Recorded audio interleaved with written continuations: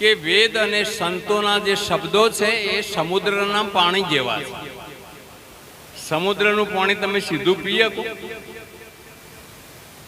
સીધું ના પી શકો, પણ એ જ સમુદ્રનું પાણી સૂર્યપ્રકાશથી બાષ્પીભવન થઈને વરસાદ દ્વારા આવે તો અમૃત જેવું. એમાં ભજનો પણ, ભજનો છે મહાપુરુષોનો અનુભવ છે. એમણે બધો અનુભવ મૂક્યો. અમર વસ્તુ પાઈ, પણ એમાં કયું અમર વસ્તુ કહી એ કહ્યું છે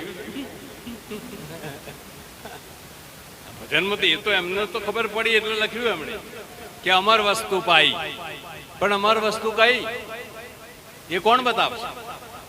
એ ભજન ખોલે કોઈ તો પછી અંદર રહસ્ય કરે કે આ રીએ અમર વસ્તુ. બરોબર, ગાવામાંથી ખબર પડે, ગાવાથી ખબર પડે તો અમર વસ્તુ કઈ, આના ઉપર વિચાર આપણે કરવો પડે. તો જે અમર વસ્તુ એ કે જે ત્રણ કાળમાં જેનો નાશ ન થાય, ત્રણ કાળમાં જેનો બાદ ન થાય એ અમર. તો આ તો દેહ તો નાશવંત છે, કોઈનો કાયમ રહ્યો નથી, રહેશે પણ નહીં. તો આમાં અમર શું? બતાજી આ વાત ભજનમાં નથી લખી, પણ એ મહાપુરુષના અનુભવ કરો. એને ભજન લખ્યું છે એનો પાક્કો અનુભવ. પણ જ્યાં સુધી એને કોઈ ખોલે નહીં ત્યાં સુધી ખબર પડે. તો સદગુરુ ચરણે જાય તો તન મન ધન શીશ અર્પણ કરતો જે શેષ રહે એ અમર વસ્તુ. જે શેષ રહે, તું માયાનું વિભાજન કર, શેષ વધે એ ઈશ્વર. શેષ પદ એ પણ પ્રેક્ટિકલ કરવું પડે. હું બોલ્યો એટલે કોઈ થોડો અનુભવ થઈ જાય કોઈને? સદગુરુ પાસે જવું પડે, પ્રેક્ટિકલ કરવું. એટલે ભજનનો સાર એ કોઈ સંતના મુખ દ્વારા તમે સાંભળીએ તો એમાં શું કહેવા માંગે છે એ ખબર પડે. ત્યાં સુધી ખબર પડે. સત્સંગનો અર્થ જ એ છે. ભજન તો તમે સરસ, આપણા ભજનીકો બહુ સરસ ભજન ગાય, પણ ગાયેલું ગાયાથી ગોટા ઘણા દુઃખ છે, કહેલું કરવામાં ચિત્ત પ્રવો. તન મન વાણીને બાદ કરતામાં જે શેષ રહે એને સેવો. ભાઈ રે જુઓ દેહમાં વચન એક દીવો. ભક્તિ એ વચનનો માર્ગ છે. વચન ઉપર સ્થિર થવું પડે. સદગુરુ વચન ના થાઓ અધિકારી પાનભાઈ, અધિકારી થવું પડે. ત્યાં સુધી સદગુરુની જે વાત છે સંભળાશે ખરા પણ સમજાય નહીં. સંભળાય તો ખરા પણ સમજાય. એ સમજવા માટે કોઈ મહાપુરુષના શરણાગત થવું પડે. ભગવદ્ ગીતામાં મને ના આવત જવત, ભગવદ્ ગીતામાં ભગવાન કૃષ્ણે વિષાદ યોગથી શરૂઆત કરી. તો બીજા અધ્યાયમાં સાંખ્ય યુગમાં અર્જુન તરત જ શરણાગત થઈ ગયો કે હું તમારો શિષ્ય છું. એટલે ભગવાન જ્ઞાનની વાત ચાલુ કરી. જ્યાં સુધી શરણાગત ના થઈએ ત્યાં સુધી ગુરુ એનો અનુભવ તમને નહીં થાય. શરણાગત થવું પડે. તમે જુઓ 17 અધ્યાય સુધી ભગવાને અર્જુનના બધા જ પ્રશ્નોનું સમાધાન કર્યું. ભગવાન કૃષ્ણ કહે છે, અર્જુન આ બધાને મેં મારેલા છે. અર્જુનને થયું કે બધાને મારેલા હોય તો આ મને કેમ ઉશ્કેરો છો? યુદ્ધ કરવાનું કેમ કહો છો? અને તમે યુદ્ધના મેદાનમાં કેમ આવ્યા છો? કે એની તને ખબર, હું જાણું છું. આ સૂર્ય નહોતી, ચંદ્ર નહોતો, પૃથ્વી નહોતી, તારા નહોતા, નક્ષત્રો નહોતા. એ પહેલા તું એ હતો ને હું એ હતો. સાચી. આ ગીતામાં આ વાત તો કરી ભગવાન કૃષ્ણે, પણ હવે આપણે સમજવું હોય તો કોઈ સદગુરુ સંતના પાસે જવું એટલે ચોથા અધ્યાયમાં ભગવાન કૃષ્ણે રસ્તો બતાવ્યો કે તદ્વિદેન પ્રણિપાતેન પરિપ્રશ્નેન સેવ્યા ઉપદેશાંતિ તે જ્ઞાન. એવા તું જ્ઞાની કોઈ જ્ઞાની સંતના પાસે જા તો આ વાત તને સમજાવશે. એમના સમયમાં અર્જુનનો તો ઉદ્ધાર થયો. તમે જુઓ મહાભારતના યુદ્ધમાં પાંડવોને કૌરવોનું સૈન્ય હામ ઊભું હતું, બિલકુલ સામે સામે. ત્યાં કોઈ દીવો નહીં, અગરબત્તી નહીં, કોઈ આરતી નહીં, કોઈ પૂજન નહીં, કોઈ ક્રિયા નહીં. અને 18 અધ્યાયનો ઉપદેશ ભગવાન કૃષ્ણે કર્યો. આ સામે ઉભેલા નહીં હોંભળ્યું હોય, કૌરવોની સેનાએ નહીં હોંભળ્યું હોય, પાંડવોની સેનાએ નહીં હોંભળ્યું હોય, પણ જ્ઞાન કોને થયું? ફક્ત અર્જુનને. શરણાગત થયો તો પેલા હોંભળતા હતા, આ સમજતો. પેલા સાંભળતા હતા, આ સમજતો. આને શંકા થતી હતી, પ્રશ્નો કરતો હતો. ભગવાન કૃષ્ણે આ બધી વાત ગીતામાં કહી દીધી. એમ છેલ્લે કહ્યું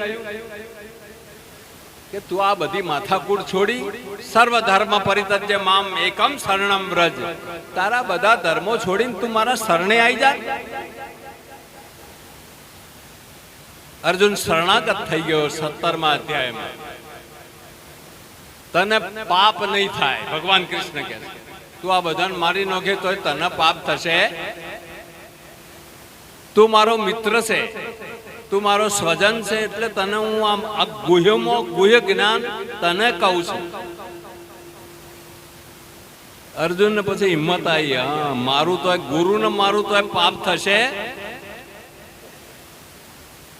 શરણાગત થયો ને એટલે હવે તો ભગવાન કૃષ્ણને ગુરુ માન્યા. એટલે ગુરુ કે ધ્યાન મૂલમ ગુરુ મૂર્તિ, પૂજા મૂલમ ગુરુ પદમ, મંત્ર મૂલમ ગુરુ વાક્યમ, મોક્ષ મૂલમ ગુરુ કૃપા. સદગુરુના શબ્દો છે ને એ મંત્રો છે. સદગુરુના મુખે જે કઈ આવે શું છે? મંત્ર છે. આવો દ્રઢ વિશ્વાસ થવો જોઈએ. અર્જુન ને કહી દીધું સર્વધર્મ પરિત્યજ્ય મામ એકમ શરણમ વ્રજ. તું બધું છોડીને મારા શરણે આવી જા, તને પાપ નહીં થાય, તું મોક્ષ મેળવીશ. કેટલી બધી હિંમત આપી ભગવાન કૃષ્ણે. એને ખબર પડી કે પછી ભગવાન છોડી દીધો એને. હવે તને ગમે એ કર, એમ ગુરુએ માથે ના રાખે.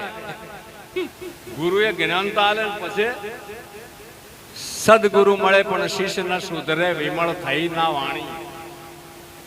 કો તો સદગુરુ જ્ઞાન વિના ના, કો તો તું પામર. પણ ગુરુ જ્ઞાન વગર ના હોય નહીં. આપણી જ કઈક ભૂલ હોય, એ તો ચોક્કસ છે.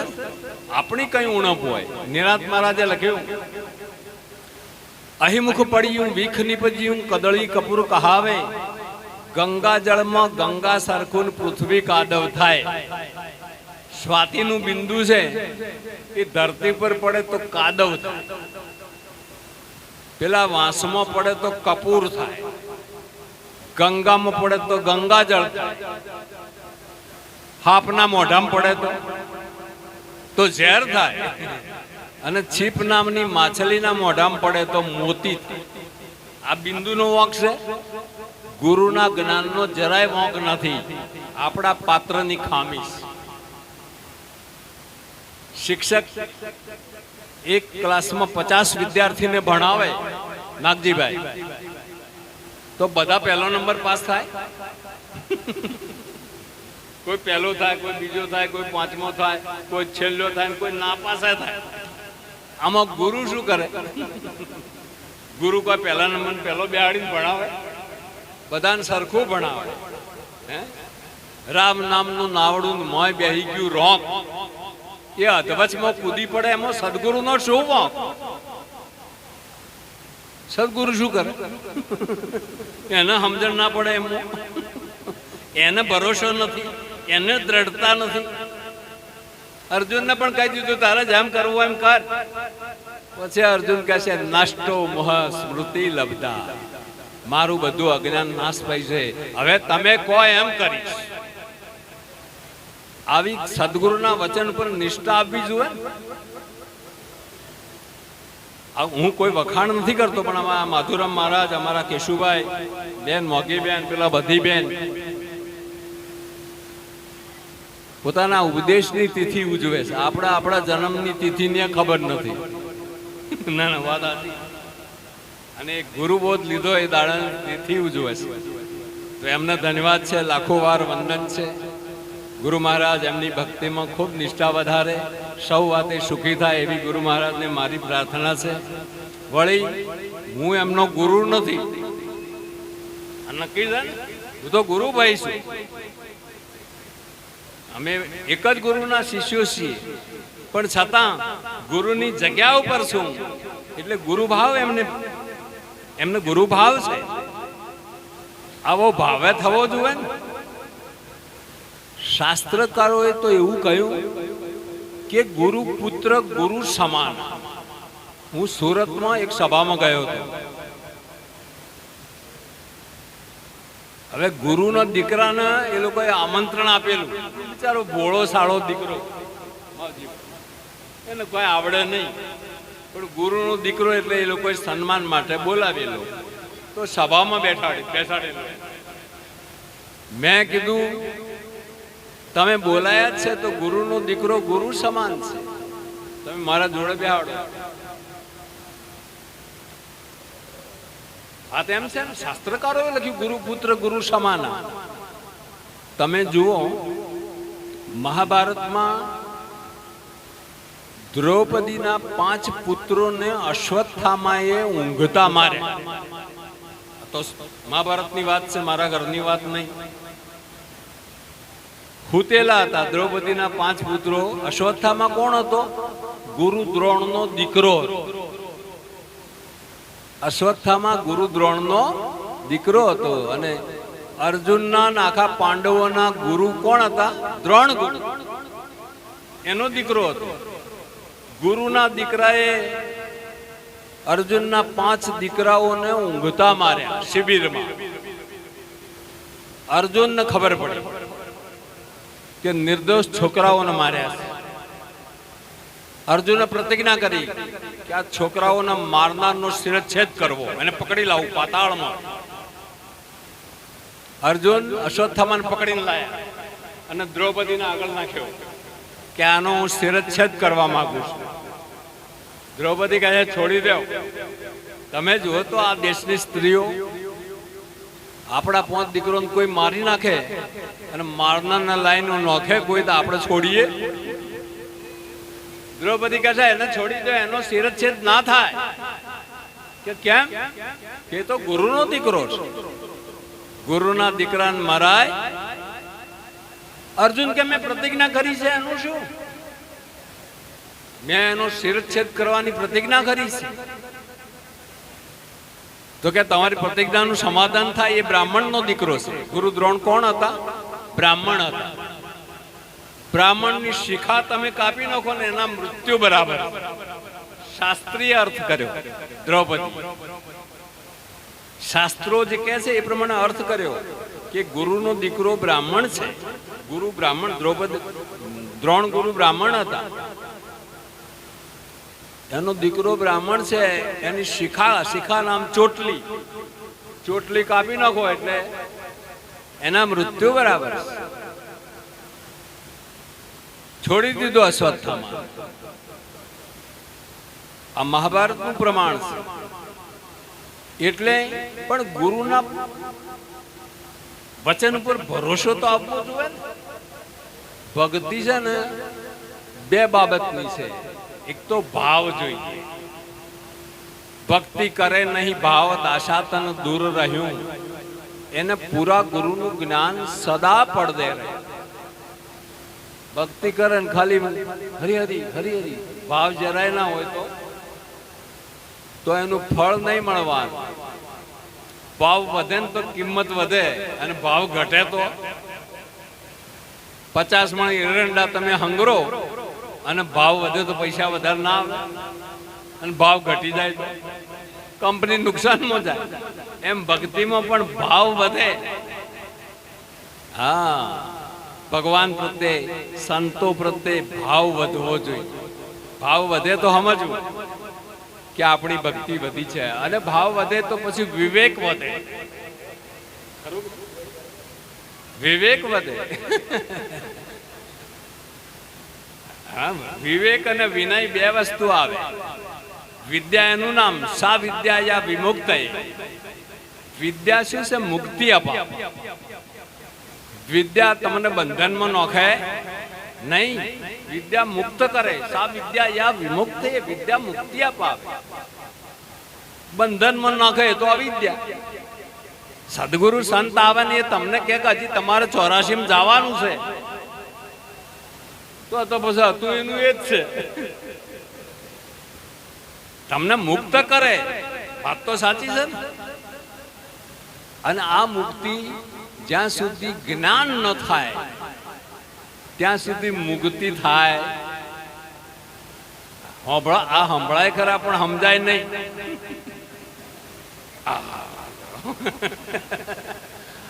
એ તો દુર્યોધન ને આવું થયું હતું. આ દુર્યોધન કીધું કે આ બધું હું જાણું છું પણ પાળી શકતો નથી. આ જ્ઞાન બધું મને છે. આ કૃષ્ણ જે કર્યું એ બધું જ્ઞાન એટલો દુર્યોધન કે મને છે પણ હું પાળી શકતો. પણ એમાં તો ગુરુ શું કરે બાપુ? કરી વાત આપણો વોક છે ને બાપુ, આપણો વોક છે ને. હવે આપણે પાડી ન શકીએ. ગુરુએ કીધું આમ કરે, પણ હવે આપણે ના કરીએ એટલે એ વોક આપણો. આપણે મન સ્થિર નથી થયું. મન ઉપર આપણે કબજો આવ્યો. મન ઉપર કબજો નથી આવ્યો કારણ કે મનના સાચા અર્થમાં ઓળખ્યું નથી. મનને આ મન છે, 40 તત્વોનું આ મન છે. હવે આને ફેરવે કોણ? હવે કોઈ પદાર્થ નથી કે પકડીને ફેરવી શકે, ખરું કે નહીં? ભગવદ્ ગીતામાં ભગવાન કૃષ્ણે લખ્યું કે ઇન્દ્રિયોમાં નાગજીભાઈ, ઇન્દ્રિયોમાં મન એ હું છું. મન એટલે ભગવાન છે, નક્કી છે. પણ જ્યાં સુધી એ વિમુખ છે, ભગવાનથી વિમુખ છે, ત્યાં સુધી મન, અને સન્મુખ થઈ જાય તો પરમાત્મા. હવે ગુરુ ફેરવ્યું છે પણ મજા આવી છે ને, તે પાછું વળે. ઇન્દ્રિયોના કબજામાં મન આવી ગયું છે એટલે પાછું વળે. હવે એ કેવી રીતે થાય? આ સવાલ જે છે ને તમે કર્યો ને, એ સવાલ અર્જુનનો છે. અર્જુને કીધું કે આ મનના વશ કેવી રીતે કરવું? હે? હા. તો ભગવાને એનો જવાબ આપ્યો કે અભ્યાસ અને વૈરાગ્યથી મન વશ થાય છે. અભ્યાસ જોઈએ અને બીજું વૈરાગ જોઈએ. વૈરાગ એટલે શું? બાવા થઈ જવું ના, મનમાંથી છૂટી જવું જોઈએ. આ ટુવાલ મેં તમને આપ્યો એટલે મેં ત્યાગ તો કર્યો છે, પણ એને હું જયારે જોઉં ત્યારે મેં આલ્યો છે, મારા મનમાંથી ગયો છે, હાથમાંથી હાથમાંથી છૂટે એને ત્યાગ કહેવાય, પણ મનમાંથી છૂટી જાય એ વૈરાગ. હવે આ તો અઘરું છે ને. આ હોમું આવી જાય એટલે આપણું આલેલું ગુરુને ચાદર આલી હોય પણ હોમી પડી હોય મનમાં એમ થાય કે મેં આલી.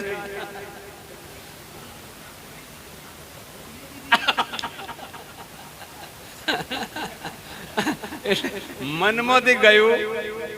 સાચા અર્થમાં મન ગુરુને આપણે સમર્પણ કર્યું જ. આમાં તો ભાઈ આપણો વંશ છે, એમાં ગુરુ કોઈ કરે નહીં. એક વખત મને યાદ આવ્યું એટલે કહું. એક વખત કબીર સાહેબ બેઠેલા. કબીર સાહેબ તો મહાપુરુષ હરિવાર તો બેઠેલા હતા ને એક ભાઈ, તમારું નામ નામે કાનજીભાઈ છે કે લ્યો, કાનજીભાઈ ની જ વાત ચાલે છે.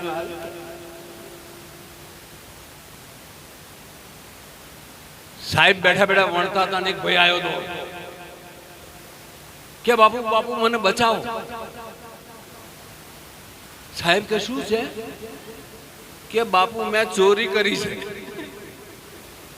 અને પોલીસ આવે છે પાછળ, મારી પાછળ વોરંટ છે, મને બચાવો. બોલો સંતને કેવું આવ્યું? પેલો કહે છે હું ચોર છું અને બચાવવાનું કહે છે. બોલો આફત આવી ને, સંતના માથે આફત આવી.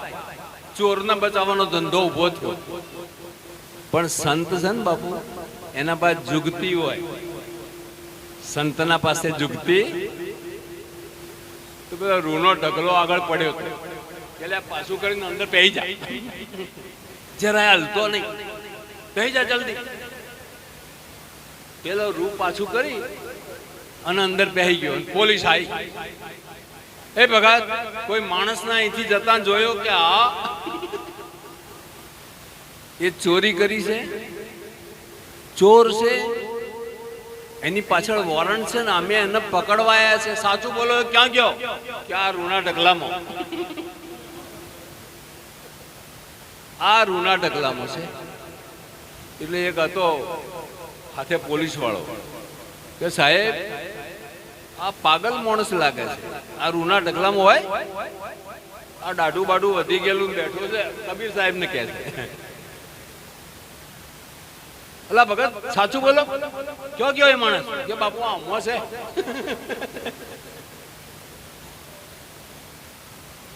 પેલો પોલીસ વાળો કે સાહેબ આવા માણસોનો ભરોસો રખાય? આ રૂના ઢગલામાં ચલો આગળ નાહી ગયો છે, આને કોઈ ખબર નથી, એમને એમ બેઠો છે. પોલીસ ખાતું જતું રહ્યું. સંત સંત છે સાહેબ. હા, ઊંચી મેળી મારા સંત. જો હંતાડ્યો એમને અને બતાવ્યો એમને અને પેલા નિર્દોષ ઠેરવ્યો. ખરી વાત. પણ શરણાગત થયો ને, દાપણ કરવા જેવો હતો, એ સાચું બોલ્યો અને શરણાગત થયો. હું ચોર છું, સાચું બોલ્યો અને હવે મને બચાવો. બરોબર, શરણાગત થયો એટલે અને વચન માન્યો. વચન માન્યો. એમ સદગુરુ સંતનું વચન માનવું ખાલી સાંભળવાથી કોઈ ફાયદો થાય. આપણા સવા મહારાજ પેપળીવાળા, મારા મનમાં એક વાત આવી છે. પીપળીવાળા સવા મહારાજના 2 પદો છે વ્યવહારિક પદો. મને મોઢાઈ નથી, પણ આજ મને સવારથી આ વિચાર આવ્યો. એમણે મોક્ષમાં કોણ જવાનું, 84માં કોણ જવાનું, એનો લક્ષણ બતાવ્યો સવા મહારાજ. તમે સાંભળ્યા હશે, તમે કોઈ બોલતા હશે. હા, તો હું બોલી નાખું તો ઠીક. કારણ કે જ્ઞાનની વાત છે ને, એ સમજણમાં આવે તો જ લાભ થવાનો. એમને હું બોલે જઉં તો કોઈ સમજણમાં પ્રેક્ટિકલ હું કહું કે ગોળ કેવો છે, ગોળ કેવો છે, તો તમે કહેશો ગળ્યો. પણ કેવો ગળ્યો લ્યો, એ તો ના પડે તો કોકરી મોઢામાં ગાલીએ તો ખબર. પછી મૂંગો હોય ને તો એમ આવું ભાવથી કરે ને. હે તો સવા મહારાજના 2 પદ. હવે લક્ષણો ઉપરથી આપણી ઓળખાણ. સવા મહારાજ બહુ સરસ વાત કરી. હવે આપણે કેટલે છીએ? આપણે 84માં જવાનો માર્ગ છે કે મોક્ષમાં જવાનો માર્ગ છે? સવા મહારાજે ખુલાસો કર્યો છે કે આ લક્ષણ વાળો 84માં જાય, આ લક્ષણ વાળો મોક્ષમાં. એવા 2 પદ છે. મારા મોઢે નથી, પણ આજ મને સવારે હું એમનું પુસ્તક જોતો હતો ને, એટલે મને આ 2 મગજમાં આવ્યો, હું લખી લાવ્યો તો બોલવું. કારણ કે શું આગા પાછું થાય એના કરતા મજા. સદગુરુ મહારાજ પાછળ બોલવાનું. આપણે ભજનમાં તો આવ્યા જ છીએ અને બોલવાના કોઈ પૈસા આલવાના નથી. ખરું? તો આપણે સૌ સાથે બોલીએ. હેલો. પહેલા 84માં કોણ જાય એ બતાવો. તમે તો બોલ્યો, તમે ભજન બોલો છે, ભજન ગાવ. ના બોલો. નવું ના આવે, તમારે જૂનું જ હશે. ભજનિક પુરુષોને કોઈ નવું જ ના આવે. જે નિત્ય ભજન ગાતું હોય એને કોઈ નવું આવે. અરે ચિન્ન કહું છું 84 ના જીવના રે ચિન્ન કહું છું 84 ના જીવને રે ચિન્ન કહું છું 84 ના જીવના રે ચિન્ન 84 ના જીવને રે મંદ વૈરાગ્ય ને મળવું ગમતું નથી રે મંદ વૈરાગ્ય ને મળવું ગમતું નથી એમને નવું પડે છે બસ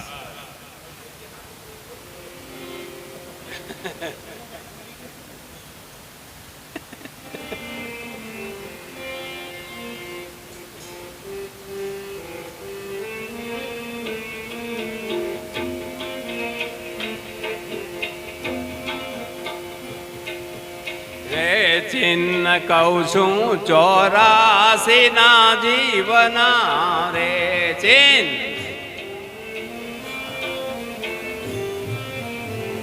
એ મંદ વૈરાગ્ય ને મળવું ગમતું નથી રે મંદ વૈરાગ્ય ને મળવું સમજીએ શું કહેવા માંગે 84 માં જવાનો લક્ષણ બતાયા સવા મહારાજ કે આવા જીવો એટલે આપણે આપણી પરીક્ષા કરી લેવાની આપણે સમો નંબર આવે છે આપણને ખબર પડે ને લક્ષણ ઉપરથી બાપુએ જે લક્ષણો કયા એમાં આપણને બેસતો આવતો હોય તો આપણને ખબર ના પડે કે આપણે મોક્ષમાં જવાના 84 માં જવાના તો એમણે કીધું મંદ વૈરાગ્યને મળવું ગમતું આમંત્રણ ભજનનું આવ્યું મને આ તબિયત સારી નથી મહેમાન આયા છે કશું ના આવ્યું હોય તોય આ મંદ વૈરાગ અને કે સિનેમા જોવા જવાનું છે